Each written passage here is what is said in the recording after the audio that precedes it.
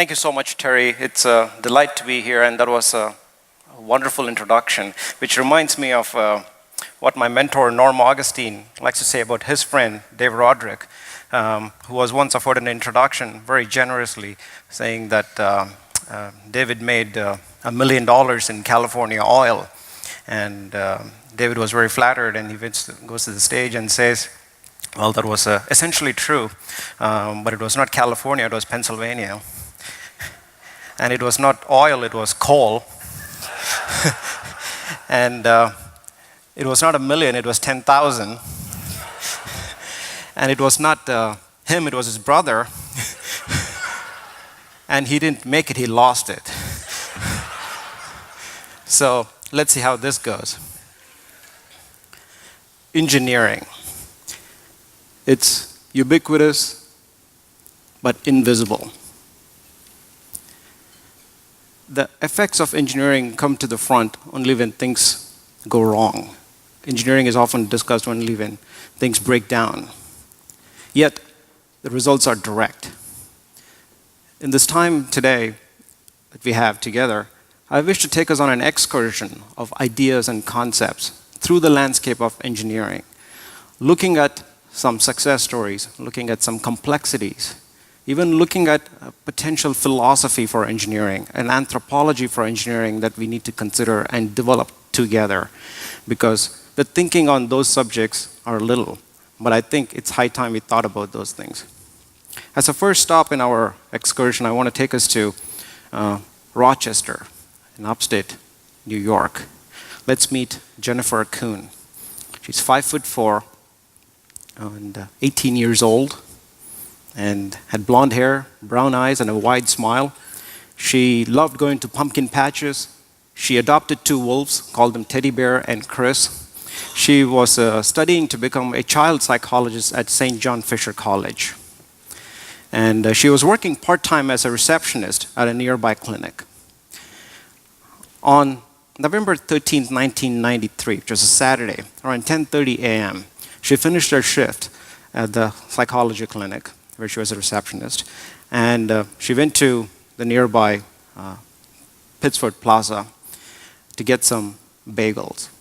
So first stop was an ATM machine. She got some cash and went to Brugger's Bagels and got a dozen assorted bagels to take home where her parents were waiting.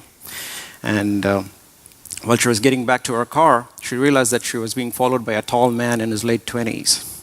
And within a moment, that man threw Jenny into the backseat of her car and kidnapped her. And she was driven around in the car for about 2 hours. She was beaten and she was raped. Somehow, Jenny managed to call 911 from her wireless number in her car. This is all happening in broad daylight. And so it gets connected to the emergency dispatch unit, and they say, hello, how can I help you? And all they're able to hear is Jenny's struggles, because tracking her down was virtually impossible back then, because we didn't have a localization technology that we now take for granted and call it the Global Positioning System, or the GPS. So pinpointing her location was just extremely difficult. And as time was elapsing, they heard a gunshot. It ruptured Jenny's lungs, and she was screaming. She was begging the abductor to take her to the hospital. All this is being recorded in the 911 call. And the dispatcher essentially keeps asking, hello, how can I help you? And then several minutes later, another gunshot follows, this time to her head. And later that day, Jenny was found in a rundown alley in the northeastern part of Rochester, body in the back, along with the assorted bagels. Back home, the news completely drains the life of David and Suzanne Kuhn, Jenny's parents. David grew up in rural West Virginia. He was working. He studied industrial engineering later in his life, and then he was working at Bosch & Lomb, a vision products company. And he's a man of efficiency, and always focused on improving things around him. And when the news arrived, and it was just completely shocking, of course, but it was mind-boggling because this was all happening in broad daylight with no eyewitnesses. This confused the police too. So a couple weeks later, he took the matter into his own hands, and so he goes to the mall, like an urban anthropologist with a clipboard and everything, taking detailed notes, drawing schematics of the entire places, interviewing the shop managers, talking to security people and everything. And he realizes that there are more technologies protecting the merchandise inside the shops than the people themselves. So this bothered him. And he ends up writing a detailed memo in an interest to send it to the local county legislator and says, okay, we need to put closed-circuit television, security cameras, magnetic alarms here and there and everything, and hoping for a response. What happens? Nothing. Doesn't even get a response. That makes David very, very angry. He thought if he was in that position, at least he would respond to letters. So he decides to run for that position as a county legislator while working full-time. And this is a position that was uncontested for 14 years. So this was a huge challenge in front of him. And the election happens, and then the results emerge, 51-49. It was a very narrow margin. David Kuhn loses by 600 votes, but his profile is increased in the community, and he's actively involved in the local community in crime reduction and violence prevention and so forth. So this is all happening while he's working full-time. And several weeks later, the abductor is arrested and imprisoned for 37.5 years to life. But David is not satisfied. Thinks that his job is not complete because the public safety is still an unresolved issue for him. So he decides to run for an assembly position that opens up in a special election. And this time he goes around and knocks on people's door during the blizzard of 1996. And he gets elected. Now, he's in Albany, New York. He has political power with no instruction manual.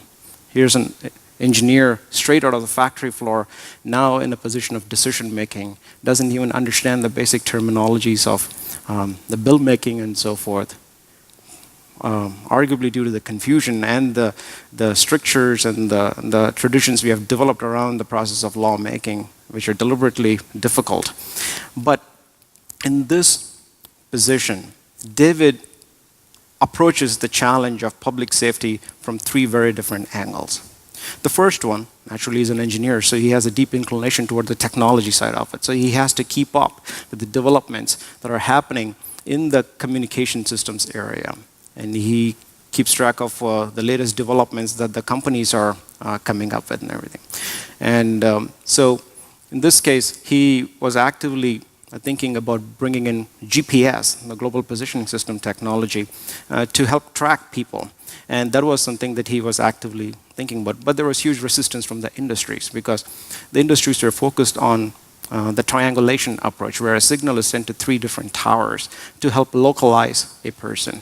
And you get a pretty good accuracy of about 200 yards or something like that with the triangulation approach, which is fantastic if you're stuck in a cornfield in Pennsylvania, but not if you're stuck in Midtown Manhattan, surrounded by thickets of high-rise buildings.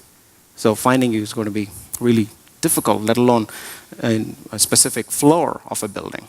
That's where GPS comes in handy and is able to provide a resolution of anywhere up to a couple meters here and there. So that was the idea that he was trying to say. The second angle that he was pursuing was to, political deal making. You really have to convince your fellow politicians to sign up to this mission. And here he was, deeply technical, and here were his colleagues who really didn't even have the basic understanding of what latitudes and longitudes mean, let alone understanding of the GPS positioning system. So he had to simultaneously work as an educator to help them understand how these things work. But a lot of people were using his story and his cause to get reelected from their approaches, because that's how the political machine works. And finally, he had to, of course, as a politician, get reelected, and people had to elect him. So he had to often go in front of the people and convey his mission and explain it in really simple words about what it mattered to how it affected their lives. So as a structure in terms of a public security system, what David was proposing was an enhanced 911 system. So here you have in this cartoon, you see a phone and you dial 911, and then it goes to a local exchange carrier service, which is your telephone company, and then that gets routed to a 911 setup, and then the voice and the automatic number identifier gets routed to what's called a PSAP, a public service answering point, which is the call center with the emergency officials, and then that releases the dispatch unit for the emergency response. So this whole idea of 911 and GPS together was the idea that David was pursuing. Unfortunately, the efforts did not go too far. The bills were vetoed 3 times by the governor of New York for mysterious reasons. And that often happens in politics if you don't believe in persons' positions and so forth. So this has happened over some time until this event happens in 2003. Something really interesting and unusual. 4 teenagers on a Friday evening around 9:30 on the 24th January hop onto an 8-foot fiberglass dinghy and start rowing into the Long Island Sound with their guitar. And 20 minutes into the water, the boat starts taking in the water and it starts sinking. And one of the kids starts dialing 911, and his voice is riddled with confusion and fear. And of course, it gets connected to an emergency dispatcher, and the same situation happens. Hello, hello, how can I help you? And within 12 seconds, that was the length of the call, the boat sinks and all the 4 kids are drowned. The only difference is this is New York City, not suburban Rochester. The public anger just mounts. The New York Times carries an article. There was an appalling 14-hour delay in releasing the emergency response for the situation here. And then David Kuhn, now politically more conversant, makes thundering statements against the governor. He puts the debts on the shoulders of the governor, and this is an opportunity. So this is New York City's Jenny Kuhn moment. Now, what do you do with this? And as it happens, the bodies of the boys would wash up on shore later that spring. And this created a political boiling point. And the New York State legislature ended up creating another bill, and it was vetoed again for the 4th time by the governor. But this time they overrode the veto and made it into a law.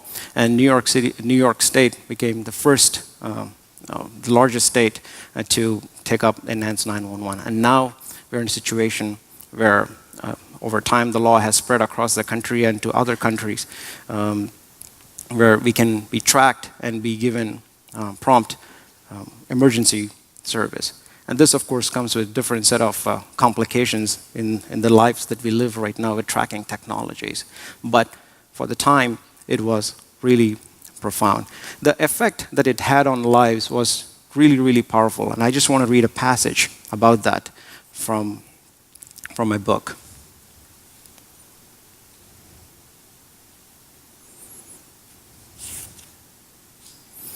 After the law was passed and implementation ramped up, Kuhn soon faced a barrage of requests for interviews, keynote addresses at conferences, and testimonies in Washington.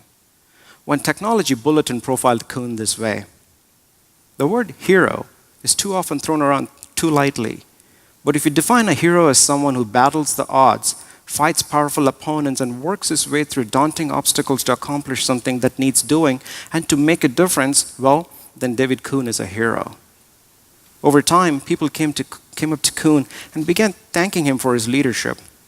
A public safety answering point official told Kuhn about an elderly couple who had accidentally driven off into a wooded area. Nobody could see them. When they called 911, the emergency responders located them and dispatched help within minutes. In another instance, the man fell off a snowmobile in a remote wilderness upstate. He broke his back and was lying on an icy slope. Nobody knew where he was. He himself didn't know where he was, nor had he told anyone he was going out. He was in tremendous pain, and the only thing he had with him was his cell phone. He called 911. Within the next 15 minutes, he was located and rescued by emergency responders. I would have frozen to death out there. The rescued man would later tell Kuhn, "You saved my life." Now let's think about what David Kuhn did. This is something Mother Nature does on a daily basis. The generic concept of recombination, exchange of materials from different species, products, to come up with something new. The only difference is evolution is not goal-oriented. Engineering is.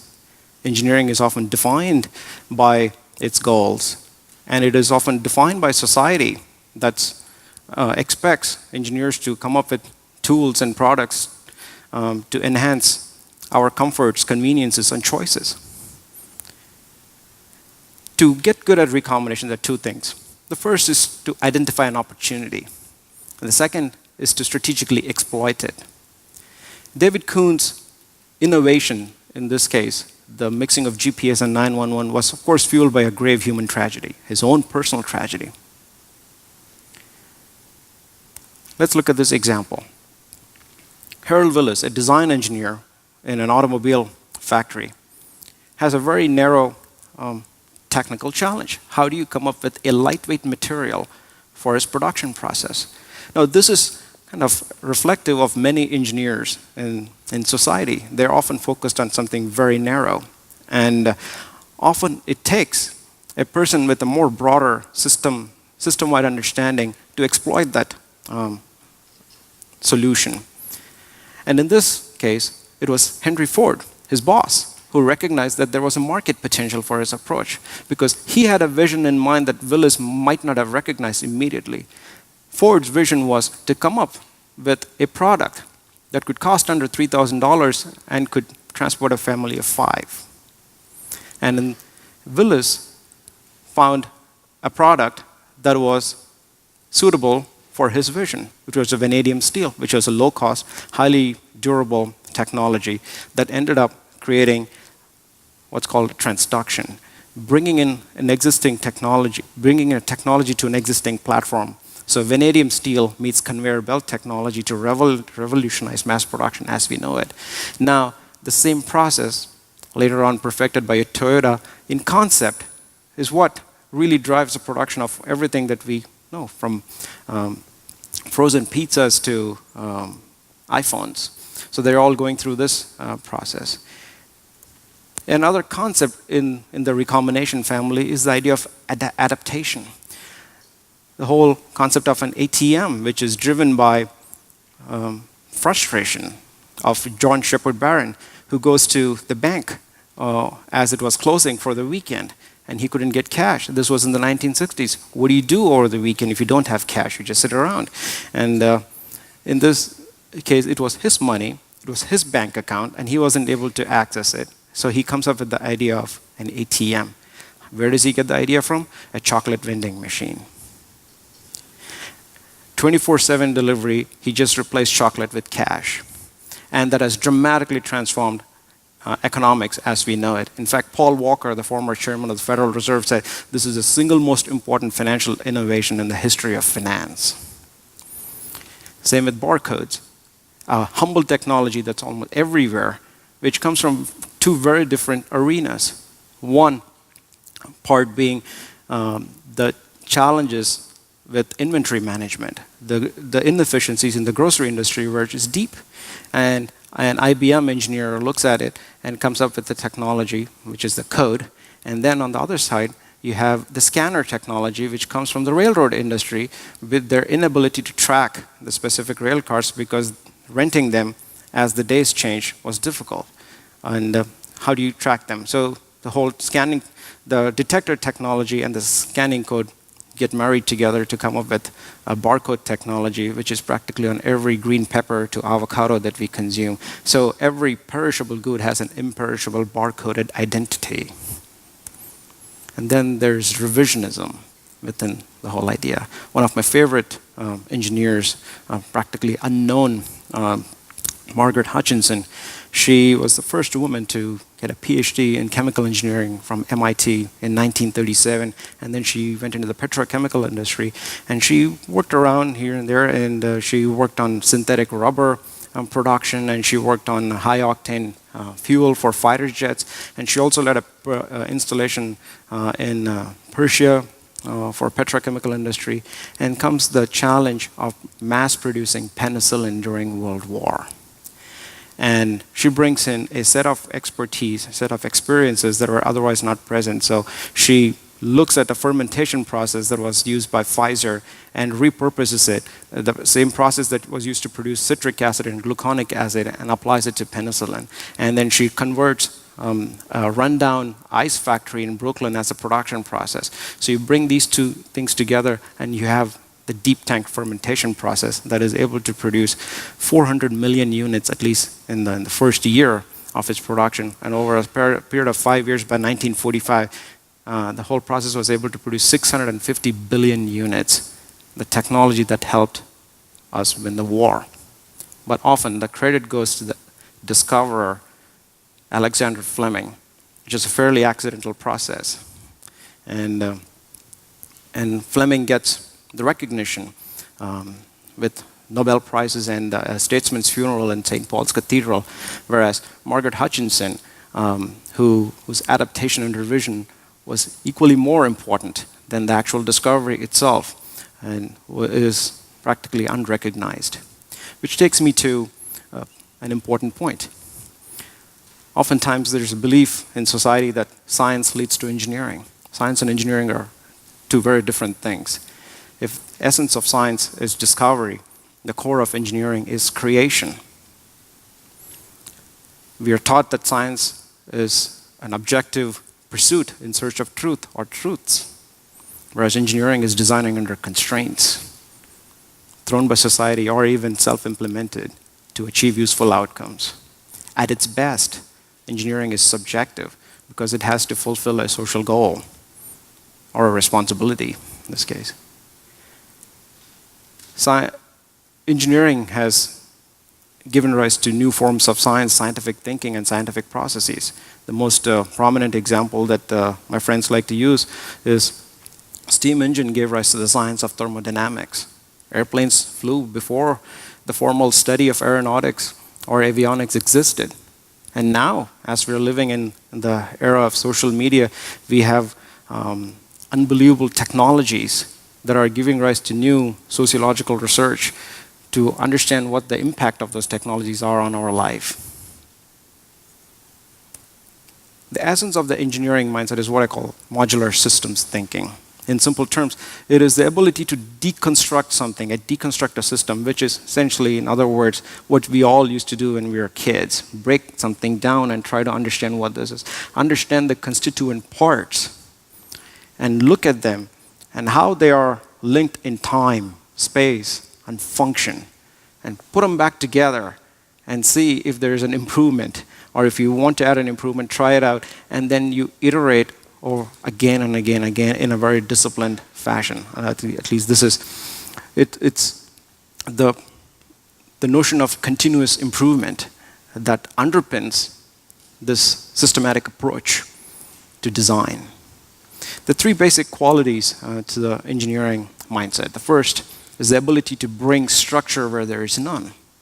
A lot of people are good at this. Artists do this. Ballet dancers do this. They're able to bring in structure. But an engineer has to do this proactively, even in advance. A historian might apply structure to a set of events after the fact, but an engineer has to do this in advance. A professor of mine in engineering school used to tell me a good engineer is able to imagine a bridge even before it exists, but see the forces and the stresses on the load-bearing columns even before such a structure exists. And now that's the power of engineering design. The second is the ability to work under constraints. Arguably, the entire profession has a supreme amount of constraints than any other professions, I would say, because the stakes are supremely high. And as I said earlier, the results are direct. Finally, the ability to make judicious trade-offs. Because if you're building an airplane, you always have to consider the cost and the weight and the wingspan, even the lavatory space or the leg room. So there's always something that's under dispute. How do you take into consideration multiple factors and approach the design process? Now, together, I call this the 1, 2, 3 punch of the engineering mindset. It all sounds really fine for an organized world, but what do you do when the wickedness emerges? In other words, what do you do with a thing like Washington, where I inhabit? Society is a really complex system, as we all know, and people's feelings cannot be readily reduced into differential equations. People's feelings are people's feelings, and the good thing about engineering is sometimes many of the technologies that rely on, they are constrained by the laws of physics. The speed of light is the speed of light. There is no dispute there. But people's feelings are very different, and they go in different directions. So how do you understand where the other person is coming from? But if you want to approach this mathematically, let's consider this really sophisticated example. This is something that may have happened to all of us. Let's say you're in an elevator. You're on the 7th floor. You press the lobby button, and the elevator stops, and you get out, and you realize that it's not the lobby, it's the 3rd floor. But you know very well you didn't press the 3rd floor. You expected the lobby to show up when the elevator stopped. What you didn't know, what you couldn't have known, is that there was a person standing on the 3rd floor calling the elevator to go down to the lobby. This is called a hidden variable in mathematical terms. And wicked issues have a lot of hidden variables. How do you go about modeling them? One such wicked issue is our personal value, which emerges from our context. And given the current circumstances of society worldwide, people are dispute mainly through their value systems here. And values are able to bring communities together, but they can also destroy economies and social progress. It's a very powerful concept that engineering is still struggling to understand. Furthermore, with the technologies that we have at our disposal, we all have very different voices. We have very different values, as I mentioned, but in this case, the values and the voices are in different frequencies. How do you go about understanding this? And technologies have enabled us to come up with approaches or platforms that are becoming increasingly complex for us to deal with. It's almost like, as this New Yorker cartoon suggests, we all have the ability to control the navigation of the plane that we are sitting in. The only difference is we just don't know which direction it is going in. But thankfully, the airplane is controlled by one person, and there is an air traffic control system. Too bad we don't have similar things for the way we build communities here. I'm not denigrating the way we conduct our business in society. It happens quite a bit in the world of engineering too. There are several special interest groups for it. We call them design constituencies. If I have a bunch of engineers in a room and ask them to design an airplane, they all have different specialties. They'll design the airplanes in their own way. Perhaps the most subtle one here is the power plant group, which makes the turbine very explicit here. But if I go into the room and place an explicit constraint saying that the damn thing has to fly and perform, it has to perform reliably and safely with lives at stake, then the minds of the engineers get together and you come up with a design that works. And thankfully, we have regulatory systems to take care of that. With that said, I do believe that there are aspects of the engineering mindset that are helpful for us to understand the complex systems that we live in. And I wish to discuss 3 of them with you today. The first element is systems analysis. Let me give you 2 examples to illustrate this concept.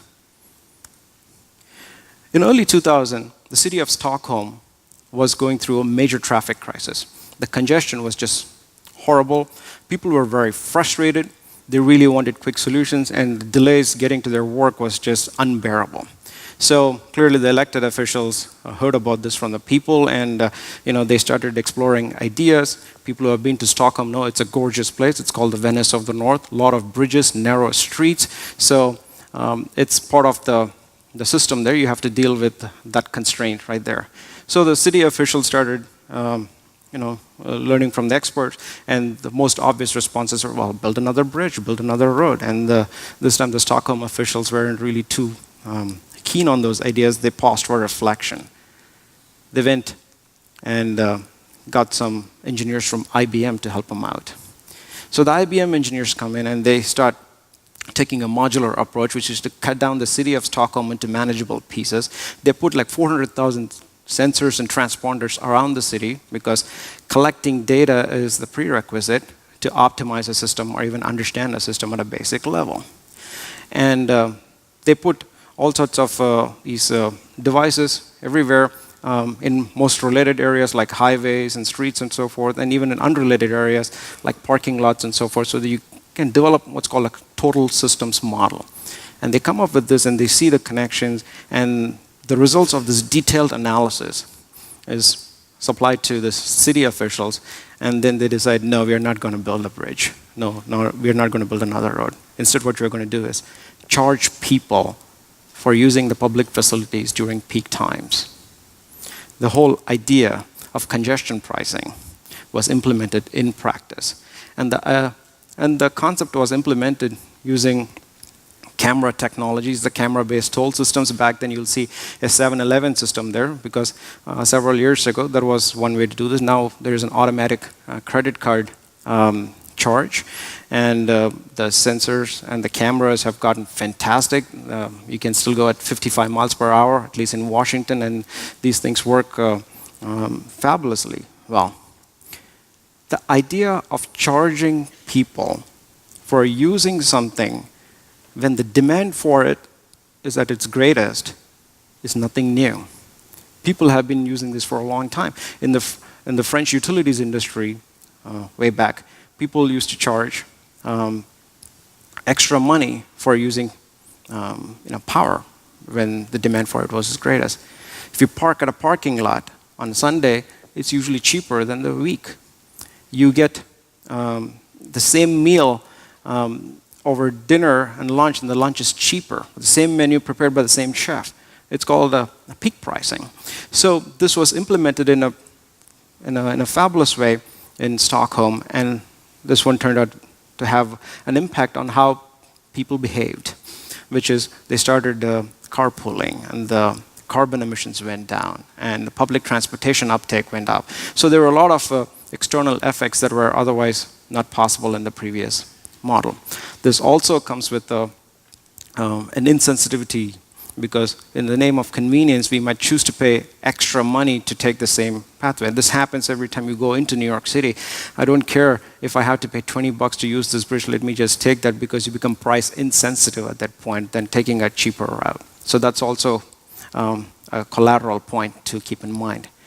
This notion of continuously optimizing something, which is taking data points bit by bit by bit, almost a pointillistic approach, like what artists use, but you're building a model, has been successfully exploited by Google. You're looking at the map of where we are right now. And I just put in First Congregational United Church, and immediately Google started to show me suggestions of the churches, other churches nearby. And it also gives me the phone numbers and the website, and obviously it's open today, and it also gives you a star rating based on people's review. So this is not a single algorithm working. It is a confluence of tools, multiple models, And the resolution of these technologies have gotten unbelievably wonderful. We have street-level 3D panoramic imagery, user-provided photographs. They're all happening at the same time. So you can imagine the power of the machinery that's underlying these tools that we now take for granted. The traffic intensity when you're traveling. Dark red, yellow.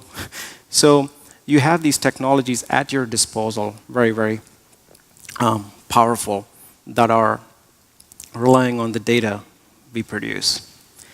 The second concept that might be really useful to think about sociological systems, especially public policy, is the concept of failure analysis. This is something very, very integral in engineering design.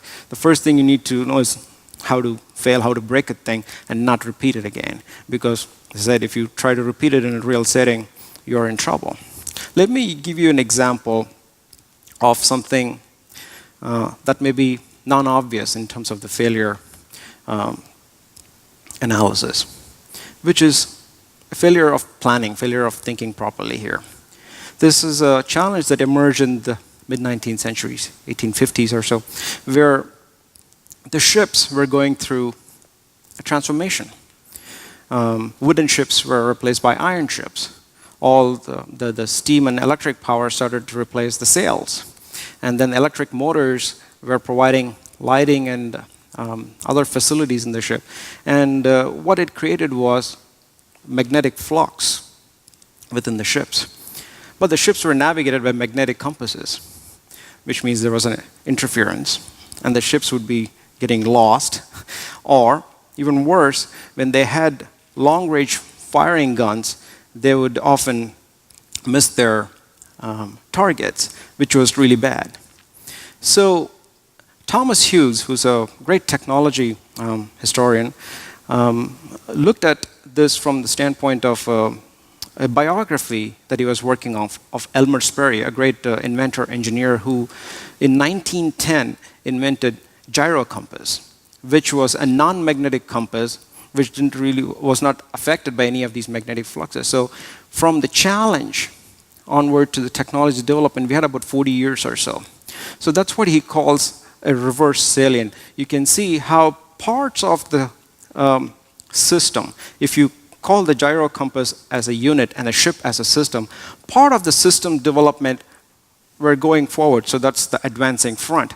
But then the guidance system was struggling. We didn't really have a good thought for it.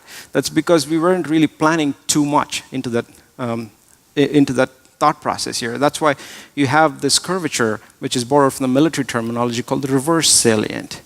And then if you make an advancement here, there is always a curve somewhere else. So this constant reverse salience going forward in terms of technology development, it's a planning issue. We have something similar going on in the lives that we are living right now, when we are introduced to technologies, various technologies of social media and self-driving cars and so forth. We haven't really adequately thought through this. So this is almost an intellectual failure of not thinking through various factors in a thoughtful way as we begin to design things. Let me get to a more traditional failure example, which is in year 2005, Hurricane Katrina. You're looking at a picture of a helicopter dropping sandbags to counteract a levee breach. And it turns out there was one specific point of failure which was hugely influential, the 17th Street Canal. 85% of the downtown area was affected because of that breakdown. But 50% of the fatalities were also because of that. And there was an interagency task force that was put together to look at the cause of the failures and everything. They got together. And the engineers who worked on these levees were called back and say, okay, to explain what happened and to think of ways so that these type of things don't happen. So the accountability factor is also very high. You cannot really run away from the mistakes. It'll be direct and it'll be evident, and it's an honest way of dealing with failures. And so the engineers approached this, keeping in mind that the original conditions of impact cannot be reproduced. So now you have a set of initial conditions, sometimes assumed, sometimes given, and sometimes whatever is available in the crisis mode. And there's a group of engineers who develop a model based on finite element analysis, which is looking at stresses and strains of the individual components at a small level, and then coming up with a method to understand what was the possible cause of failure. And there was another group that used a very classical approach in jargon, limit equilibrium analysis, that looked at the effects of slopes and on the structures, and looking at how their equilibrium was. So this is a classic civil engineering approach that they use. Another one, what they call the centrifuge model. And this one was essentially like a physical model, and they applied stresses on it and see what the damages were. So two of them were mathematical, one was like a physical model. Each of them had some initial conditions that were common, and they had different ways of approaching them. And then they all had different outputs. How do you reconcile the differing outputs when you have different models? And as the saying goes, all models are wrong, some are useful. And, or in the words of the ecologist Richard Levin, what then becomes truth? And he provocatively asks, truth emerges at the intersection of lies. So each model is a lie. So how do you bring it? In this case, however, it was, as was neatly summarized by my colleague Zach Pertl, who's a phenomenal engineer and a philosopher, who wrote a great paper called How Models of Engineering Tell the Truth. He discusses how the gap between the wall and the clay surface was essentially the reason that led to the collapse of these structures when they should have performed at their normal level. So this was the case. Even the levees that were not overtopped by the water also failed. So this was a real failure, which kind of takes me to the classic example that everyone seems to imagine when we talk about failure, RMS Titanic in the year 1912. Several factors led to it. Of course, the most technical one, they could say, it was a flawed bulkhead that really led to the destruction of the entire system. But of course, there was also arrogance saying that the ship is unsinkable. And then even the planning failure that we talked about earlier was like you don't have enough rescue boats on the boat and so forth. So it's a combination of human priorities on how to think through this issue. But now what we have over time, because of the iterative, recursive improvements in the way we develop models, in a philosophical sense, the destruction of Titanic was actually good for engineering design, because now we have structures that are immensely large. You're looking at the oasis of the seas, one of the largest objects to float on water, with great degree of safety. And now you look at the aerial view of New Orleans, it has a much different structure with potentially greater durability. And so these are lessons from failure. Why am I saying this story? Because we don't seem to apply this type of rigor in terms of failure analysis to our economic policies. Policies have a huge way of influencing people. Yet, the notion of looking at something and its failure points, it's largely absent in the world of public policy.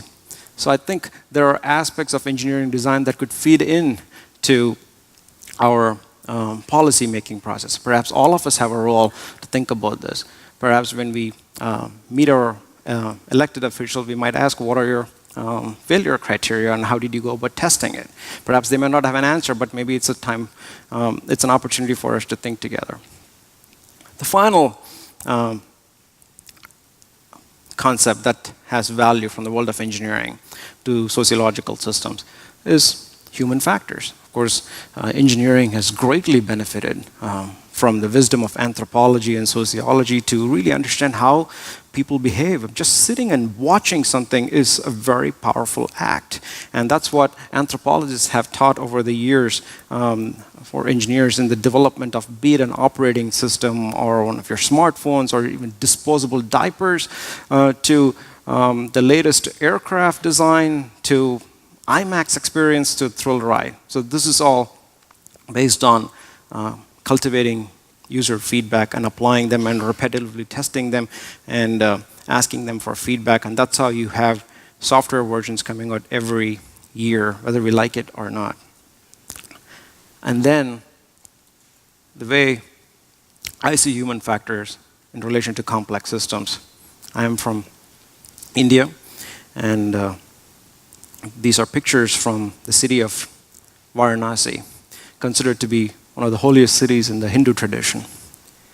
The centerpiece of Varanasi is the river Ganges, one of the most vital ecosystems in India. The belief goes, if you go to Varanasi and take a dip in the Ganges, you achieve instant salvation. You become pure. Let's look at the ecosystem for a second. Let's look at the Ganges in a really quantitative sense, so we get a better idea of how important that system is. It originates in the Himalayas. Its total length is 1,500 miles. About 115 cities are on the banks of the Ganges. But 40% of India's population depend on the river. That's about 500 million. That means you add the population of the United States, throw in Canada, throw in United Kingdom, throw in Germany, maybe throw in a couple more countries of your choice.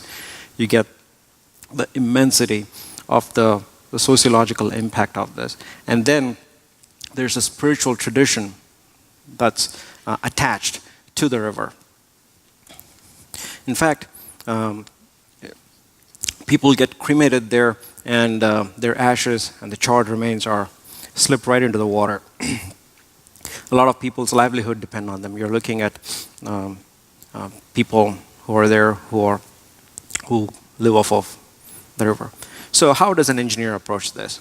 Here you have the cultural constraints. There are few optical effects you get this. You look at it, you may get a sense of disgust, or you sense an opportunity, or you just completely absolve the issue and not worry about it.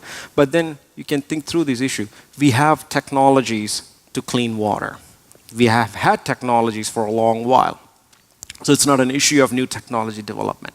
But putting them in a sociological context, especially when it's attached to politics. The current Prime Minister of India, Mr. Modi, made Varanasi as his constituency and ran from there and won an election. So now you have a serious political profile attached to this place. And it's very difficult to ask people to stop doing what they have been doing for generations.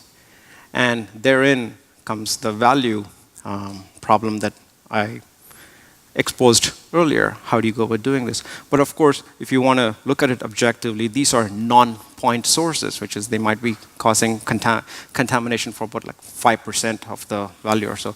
But the predominant polluters happen to be industrial effluents and the local sewage system that goes straight into the river. So how do we go about thinking through these things, and how do we think about policy actions when the technologies are available? These are challenges we don't have a good grip on. We have lots and lots and lots of technologies coming up, being developed at an astonishing pace, but our policy systems haven't really kept up to do these things.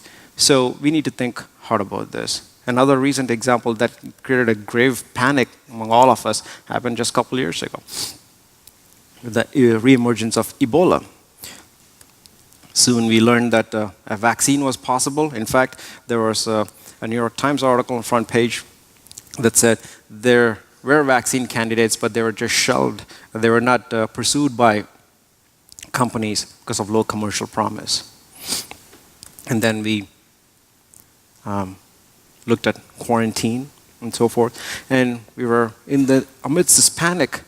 Then we realized an important factor that we never considered before, which is the burial rights of the local communities.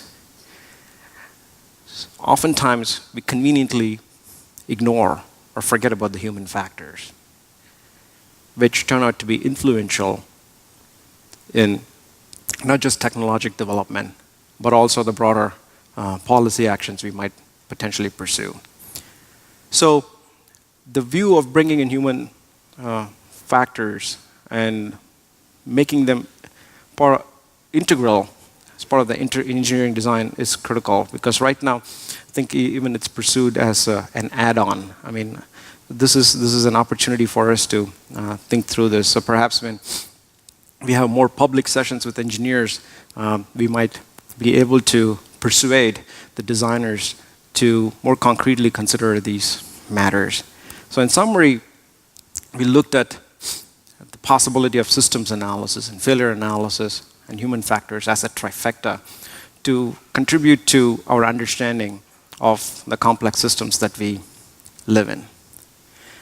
Ultimately, the goal of engineering needs to be suited to the rudiments of democracy. We're all here with different viewpoints. We come with different value systems, as we saw. But the importance of understanding multiple viewpoints is critical. And in this regard, I tend to get inspiration from Pablo Picasso, who said, if there is only one truth, then how can I paint 1,000 different versions on different canvases or something? This is a paraphrase of this. And an image to reflect that is one of his cubist creations called the pomegranate here, where you're completely reconfiguring the space. You have to look at it from a very different set of angles, and not something we are comfortable with, because our traditional educational systems haven't really trained us to think about pomegranate in this complex shape, when in reality that's how it is perceived by people. It is at once geometric and at once abstract. How do we get comfortable with this notion of abstraction and specificity at the same time?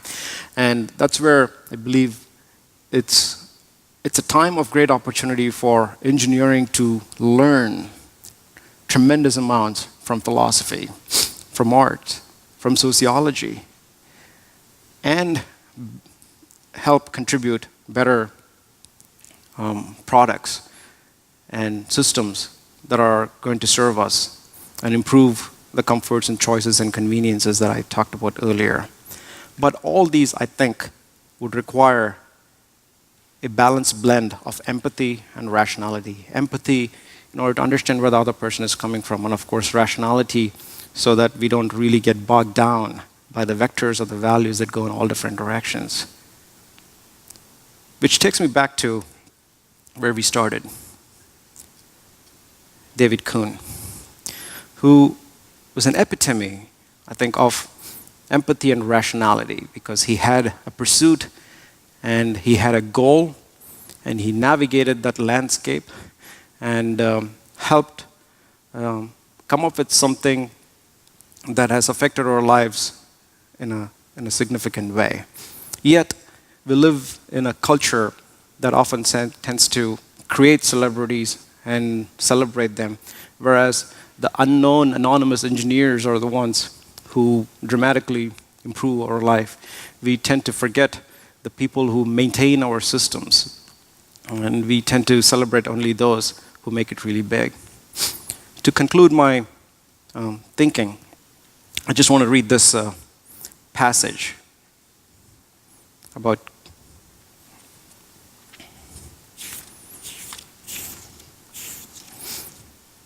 perhaps Kuhn's role model for balancing empathy and rationality was Jenny herself.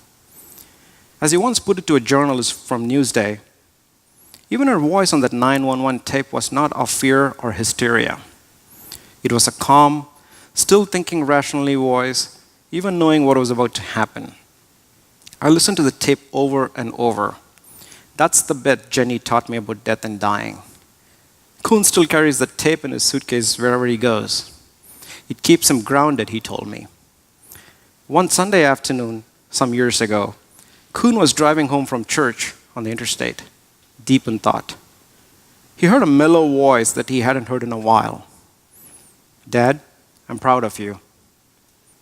He immediately pulled the car over to the side of the road. He looked around. He checked the back seat. He rubbed his eyes. There was no one. I lost it, Kuhn said. I sat there and cried for 15 minutes. Thank you.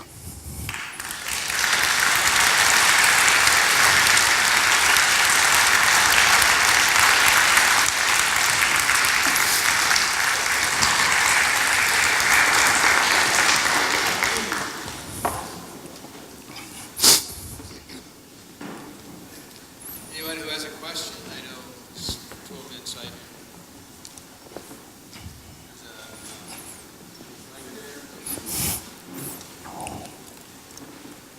Questions,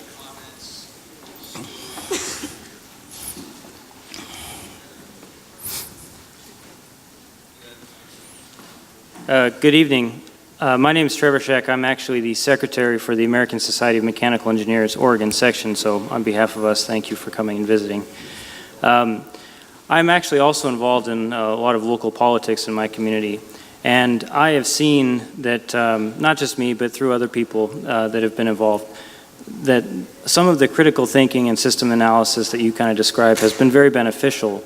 And my question to you is, being in Washington, D.C. with the national academies and so on, do you see, what as voters, what advice would you give to us, or do you see pathways or strategies that we can sort of influence more of that kind of thinking in politics? Because I think the last time I checked, less than 1% of the U.S. Congress has a science or engineering background. You're absolutely right. And part of it is there are ideas that my colleagues put out saying that, oh yeah, we need to send more engineers and PhD scientists into Congress. And that may not always be a good idea because you get really narrow specialists thinking about these issues.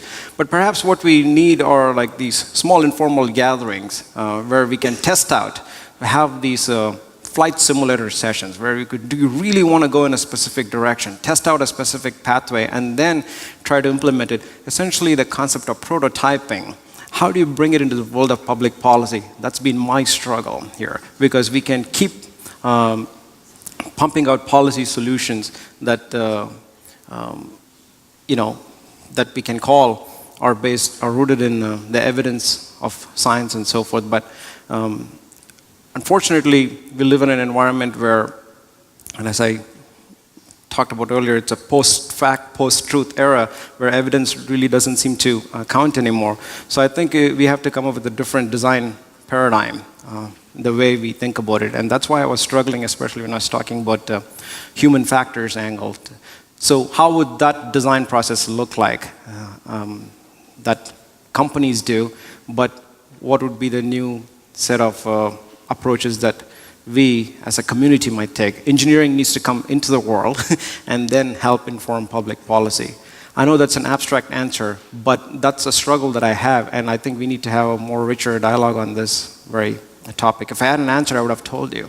And I think we need greater involvement, and professional societies have an important role. I'm active within IEEE, and we have similar challenges as well. And part of it is the curse of specialization. We are hyper-specializing to the detriment of our own being, and we need to really think through what we are doing. One of my favorite writers, Atul Gawande, a surgeon at Harvard, says that now we have right ear surgeons and left ear surgeons. That is the degree of specialization that we have gotten into. This is really bad in medicine, but I think engineering is better, but I think it's still in an unmanageable state right now. Thank you. Hello, sir. I'm a high school student. Thank you for coming tonight. I just have a question. So your approach to system analysis, it's basically a way for engineers to come up with solutions for the world around them and problems that we see, right? But for the ordinary Joe, not everybody has an engineering degree, not everybody has a science degree. For the ordinary Joe, this might seem kind of like a hard pitch to sell, right? Because it's like, in a sense, you're telling this is a way of thinking that might be kind of hard to understand, but it will find a solution. How can we outreach this method of thinking so that the general population, everybody can utilize it, not just engineers? Because if all of society adapts this mindset, obviously, we probably make improvements a lot faster. It wouldn't be just engineering doing it, right? Let me just make a comment, maybe focus on one specific aspect of systems analysis, measurements. Engineers love to say that what cannot be measured cannot be managed, okay? But most of us here have cars. And if you look at the way we measure our preferences toward buying a car, I mean, that's a decision. And if you go about analyzing a decision as a system, you're trying to buy a car, I mean, there are a lot of measurables. Okay, let's say you want an instant acceleration, 0 to 60 miles per hour within 2 seconds or so, and then you're looking at seating capacity in a car. Okay, that's something. But then those are the measurables. Then there are the immeasurables. I mean, the brand value or the beauty and the cosmetic appeal, and there are several other immeasurables that you try to bring in. Now, that's happening even in the IBM case in Stockholm. There are a lot of things that they were able to measure. 400,000 transponders, that's a lot of data. 800,000 photographs, you can analyze a lot of very good things. That's the power of technology that big companies are able to use. We all do systems analysis at very regional micro levels. Now, how do you take it to the next level? Now, what happens if the car fails?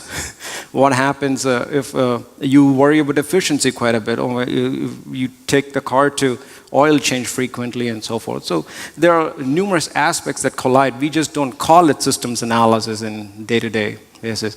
In my view, everyone is an engineer at some point in their lives, the way we design our choices. And I think that's a habit we should amplify, I suspect.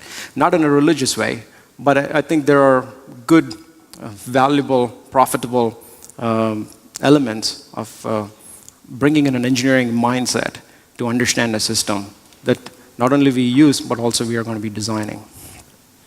Can I ask a follow-up question? Thank you. So you mentioned the IBM engineers and how all the tools they use to set up the system analysis and gathering all that data. Obviously, that would take a lot of resources, right? You can't just make these tools out of nowhere. How do you convince people with these resources, so leaders, either in politics or people who lead companies, like how do you convince them that that system analysis, that the methodology that you're trying to approach the situation, that you're using to approach the situation, how do you convince them that it's the right way to go? I was talking to someone else earlier. Systems engineers are some of the most frustrated souls because they know too much about the system, or they're focused too much on the connections rather than the components. A mechanical engineer, I mean, we had a colleague from ASME, and a lot of specialists can focus on certain elements. An electrical engineer focuses on a generator, for example. I'm simplifying this discussion. But a systems engineer cannot live with just the components. You have to really take into consideration a lot of things, essentially like a symphony conductor. You really need to understand how each organs are going to be performing. Now, that's a worldview, let's say, that's embedded in you. Now, you present that model to your elected official or your school teacher or something. Now, you are potentially able to have an informed conversation if the other person is able to share that model as well. Because right now, what we have is a lot of hidden variables. We just don't understand where the other person is coming from. So I suspect what we could potentially do in terms of amplifying the use of systems analysis in the society is we all develop our own small models and compare it in small groups and see how it works. And as I said, each model is a lie, but truth may emerge at that intersection. It just magically emerges. Thank you. Thank you. Hi, I happen to be a system engineer. Very good. Retired from 37 years at the Jet Propulsion Lab in mission operations. And I think you covered a little bit on his question, but the whole thinking fast and slow, you're familiar with Kahneman's book, and how a lot of your, what you think are rational decisions are really not rational decisions. And you mentioned it some in, excuse me, frog in the throat. Some in terms of when you're buying the car, you kind of fall in love with the car and maybe even ignore some of the aspects. And so trying to apply the rules of engineering to social issues is not a trivial problem, It's not, yeah. and especially like the one I'm interested in right now, which is climate change. Yeah. People don't want to listen to the facts, and we need to figure out how to solve that. I fully agree with you. I mean, I don't have an answer to impress anyone here, but because it's such a complex challenge, we have all sorts of technologies available that in the name of dealing with climate change and so forth, but they've not succeeded at a national level for various reasons. So I think it's the way we teach our next generation or our colleague who's in high school here, and if we try to bring in more sociological perspectives and so forth, and I think it's going to be really important. Tools, we have lots of them, but I think we need solutions to deal with the bigger challenges, which are the messy ones, the wicked ones. And I don't think we have done a good job so far, and I think it's an opportunity for us to re-engineer our engineering education, I would say. We'll be underwater by then. So my name's Annalisa. I'm a psychology student at PSU. But I just wanted to challenge a little bit, I think, the previous two comments and a little bit of the way it's been talked about. You know, it sounds like the way in which we're saying is, oh, we used to believe in facts and now we don't. And I guess the ethical conundrum I've been thinking about a lot lately is it better to, based on the assumption, which I don't think is true, I think possibly there have been large factors of society that have never believed in facts. And the pony show has kept people moving in a specific direction to keep people fed and entertained, and, Rome doesn't fall. But what could you speak to, we have this assumption that, if everybody thinks this way, society will all be better. Well, is it possible that if everyone thinks that way, it will become even more complicated and more complex, and it will be harder to make decisions than if perhaps just a few people think in a systems way, but actually get things accomplished? The last place I personally want to live is a world where everyone thinks like an engineer. Mm-hmm. Now that's a huge liability. In fact, it has a lot of merits, but it also comes with its liabilities. And the engineering is so context dependent. Because the challenge of the Ganges, we can apply a psychological lens to it, and it can be viewed from many different angles, like the cubist image that I showed. Now that's the issue, and how do we get comfortable with the notion that we need to be looking not at pencil diagrams anymore, now with these complex representations. I don't think we have settled in our intellectual facilities to think about this. I'm sure you and your colleagues think about this quite a bit. We are just getting started in this area. We need help. Engineering needs help. And it has the resume and the pedigree of doing all sorts of good and bad stuff. When we talk about climate change, steam engine did so many good things, but arguably also was one of the progenitors of the climate mess that we are in. So we really need to think carefully about the reverse salience that Thomas Hughes were talking about, because we're always advancing, and we're forgetting about these curves. I don't think we are graded on advancing, but we need to think about these U-curves here that we are missing out on. How do we do that? It may sound like a pessimistic view on it, but no, I don't think it's a very realistic way on it. You have all these technologies, but our policy structures are way behind.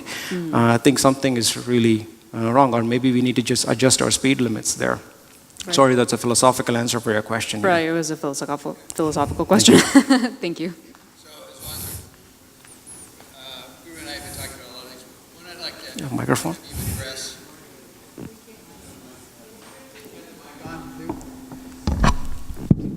There it is. So, Guru and I have been talking for a couple of days about all sorts of things, longer than that. But I'm aware that he's involved in some other things. So one thing I'd like you to address maybe is your stuff in the voting system.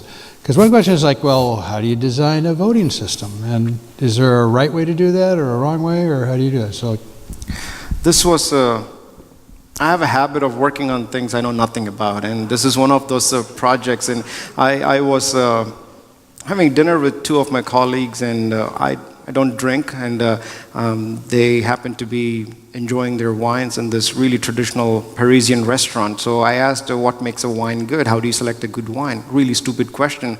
They happen to be wine aficionados. It turns out there's a huge science behind the way people select and rank and accept wines, and which kind of led me into this question: how does society make decisions? Which is the league of scholars in an area called social choice, and they look at approaches that societies adopt to, let's say, elect their leaders. And we have had a very historic election, and there are numerous such elections happening around the world. And Terry and I were talking about the basic question. It was a stupid question, saying, is the voting method that we use, is it appropriate, the way we select? If you ask people to rank a set of candidates, you have a very different set of results than, let's say, if you ask them to grade them, especially when you're faced with, let's say, two candidates who are running for the office of the president who may not be really popular, both of them. And how do you go about selecting them? So it's a simple question, but with a complicated set of answers, because the answers change when the rules change, especially when they're mathematical. So I think we need to have a more systematic study of understanding how these voting switches happen when the rules change. And that was the essence of it. So how do you bring in a human factors approach into this? And which is like, it's going to change from context to context. Australia has a very different set of rules for selecting their leader than France, than the United States. And even in the United States, we have the Electoral College versus the popular vote system. So we have, those were designed by the framers of the Constitution for specific reasons. And so that was the idea behind it. How does an engineering frame on this otherwise complicated terrain, largely pursued by political scientists, may look like? So that was so what is Arrow's theorem, Kenneth Arrow's theorem here? Wasn't it just like there is no right answer to this? Yeah, so Kenneth Arrow, legendary economist, he's in his 90s, he's at Stanford, and he won a Nobel Prize for his PhD thesis, where he mathematically proved that it is, again, very loosely, it is impossible for society to make an optimal decision unless there's a dictator, because it is mathematically very complex to arrive at. So keeping that in mind, that has set the intellectual tone of the field of social choice, because now we are getting entangled in the mathematical rules of this. And what my colleagues and I are suggesting, and this was a piece that I, as an engineer and a biologist and an economist wrote, saying that we need more experimental work to really test out. We need field testing to see if people will actually use it, which was the case of human factors that we talked about. So I think we need more work to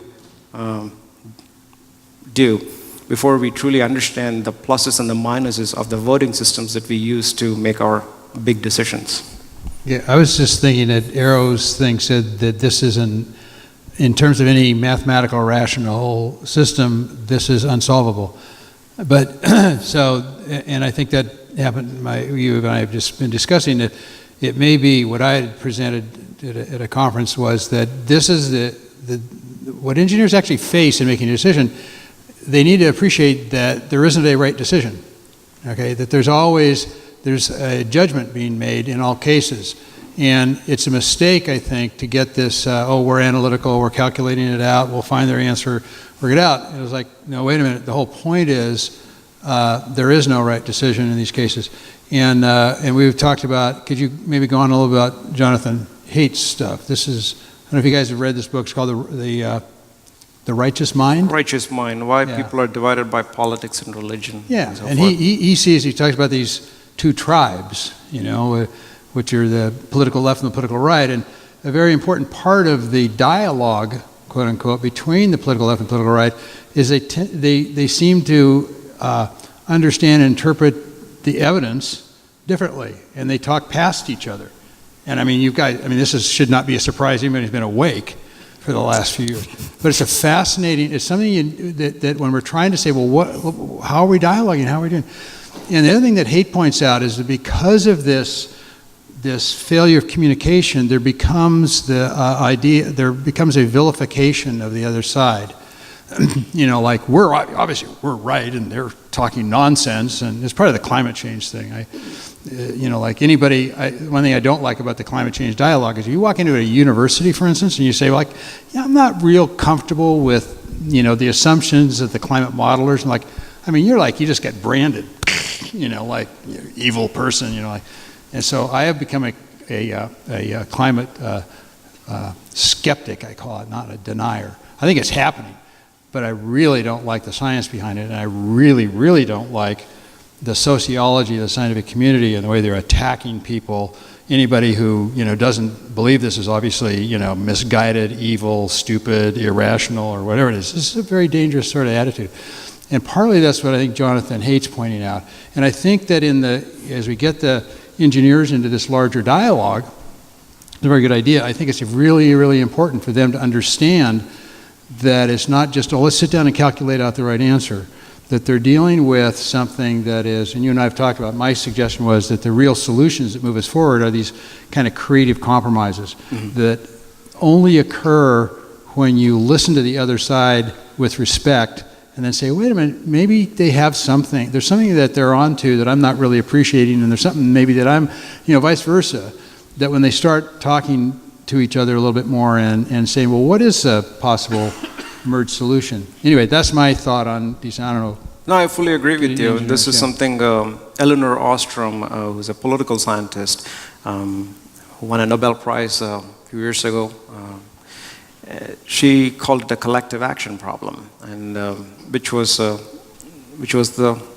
what was captured in the figure that I showed, the war of the values, the finger pointing, and so forth. And I think it's really challenging. Sometimes engineers don't like to get involved in this messy stuff because they're just so comfortable with the wiring diagrams in front of them, for example, and they conveniently remove humans from the equation to take care of this. And I don't think we can do that for too long. And we are seeing the repercussions of the technologies that were developed that way, and now they are changing our sociologies including, and of course, our neurologies in a pretty dramatic way.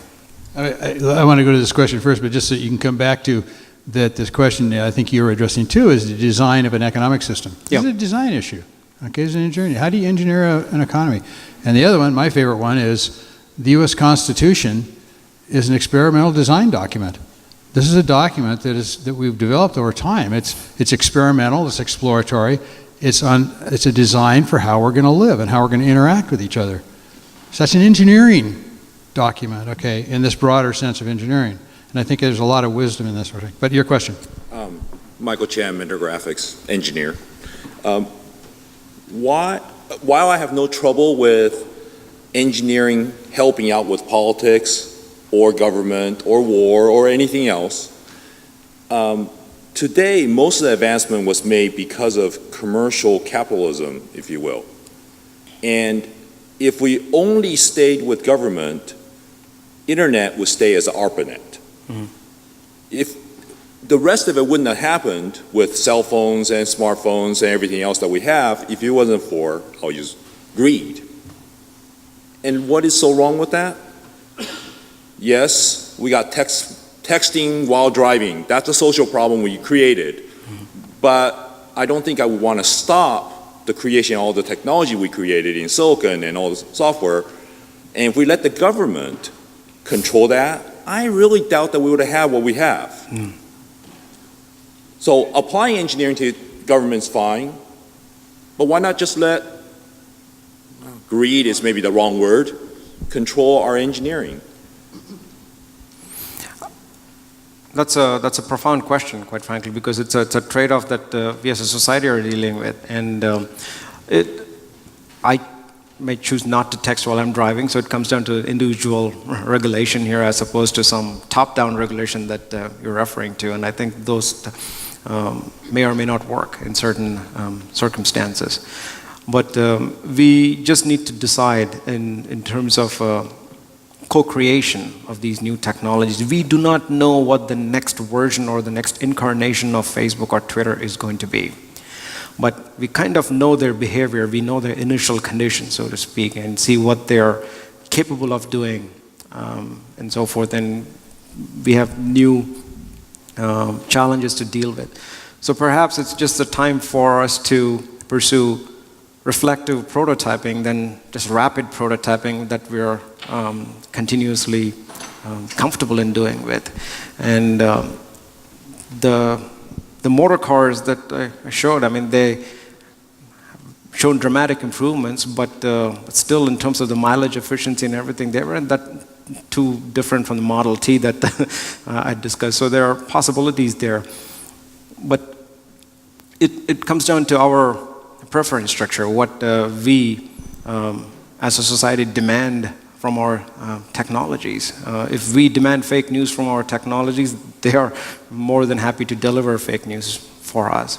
So I think it's a philosophical question, and it needs to be approached from that dimension. And by doing that, I think we are going to enrich engineering design. And I don't hear that type of argument from engineering schools.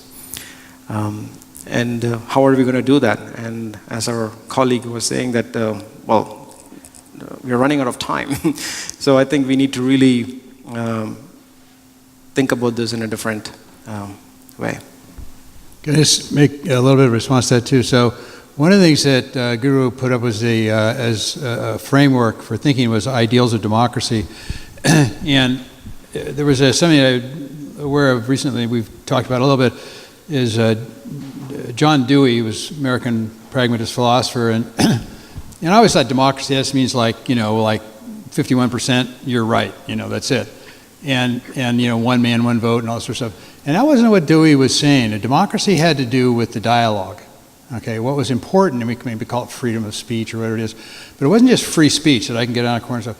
It was what Dewey felt was important, and there's a Hayek in economics has seen this, is that the things that advance our society are very often dialogues between very small groups, within small groups. And the idea of a top-down is not, that's like top-down may have some good aspects to it. We want to have the same language, we want a currency system, the legal system. There are various things that the group can delegate to a representative body, but many things that happen are these individual connections. Okay, so the thing I would just say to you is that Jonathan Haidt's book, I really recommend you read it. It's called The Righteous Mind. And he talks about how, there's two senses of justice. One is like, the equality for all. One is you get what you produce and so forth. This has been going on for a long time.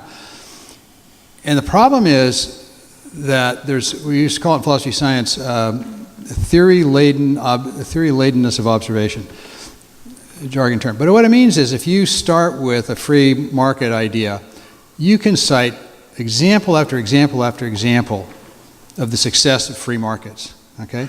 Now, the problem is on the other side, the people who look at another thing, they can cite example after example after example of the importance of coordinating actions and standards and, all that sort of stuff. And the thing is, they're both right, okay?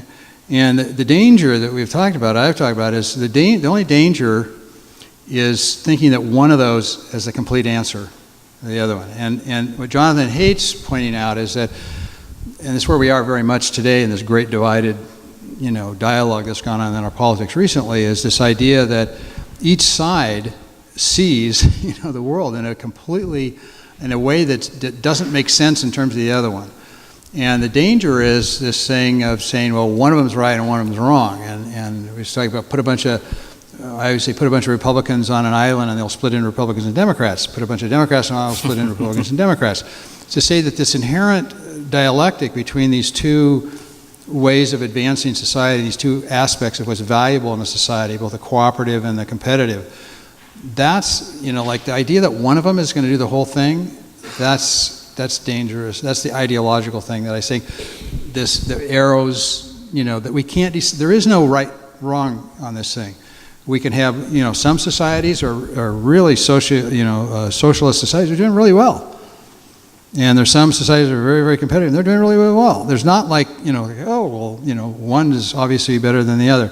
And if you go back through, the examples you're using with DARPA and so forth, most of the technologies, or many of the most important technologies, were developed by government funding, and that's not it's not a minor problem, because the corporations, as they're set up now, this is a Hewlett-Packard story. Hewlett-Packard, they dumped, same with Tektronix here locally, they dumped their whole R&D thing. Why? Because they couldn't get enough return on their R&D enterprise, okay? Well, what they produced was enormously beneficial to society in general. So the argument is that it's very much in the interest of society to have things like national labs and any other way that we can encourage R&D, because R&D is extraordinarily valuable, but it's very difficult for individual corporations or individuals to take on the risk involved in doing that. But if we do it collectively, it works. Anyway, too much from me. It just triggered something. This goes back to our colleague Zach Pirtle. He's at NASA, and Washington's a place where people often sometimes don't agree on what day of the week it is, and it's very difficult. And here is a federal agency like NASA, which is asking people in small groups about what types of missions they should take next. Because the big conundrum of job creation, do you want to create jobs on Earth or somewhere else? And so they have done some participatory citizenship engagement program, and I'm not reflecting the work exactly as it is, but this is just to give you an idea that there is some work that's happened where people have been engaged, and they are able to give guidance to the upper management of a very important federal agency on what type of steps they should take next.